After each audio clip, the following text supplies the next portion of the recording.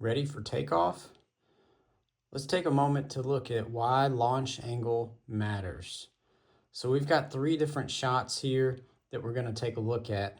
The first one is going to be called the low bullet.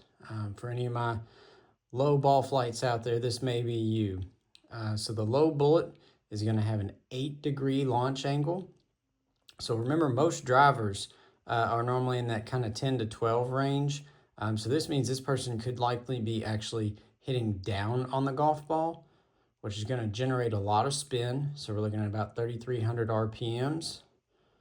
The carry on this is going to be about 218 yards with quite a bit of run out, about 30 yards of run out for 248 yards.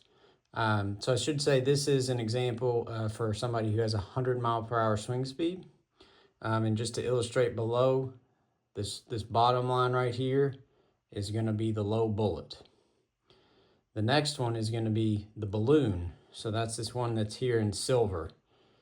So this is going to be somebody with a 16-degree launch angle. So maybe they're coming in with somewhat of an open club face to impact, and that's increasing the loft at impact.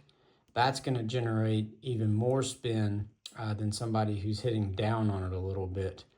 So this one is going to carry a little bit further, but you're not going to be out driving your low bullet friend. You're only going to get about 8 yards of roll there, so not going to get a whole lot of roll. And a lot of that is just generated from that spin. And then this last one here is going to be the optimal takeoff. Again, remember, this is an example for somebody who has about 100-mile-per-hour swing speed. So we're looking at about a 12 or 13-degree launch angle.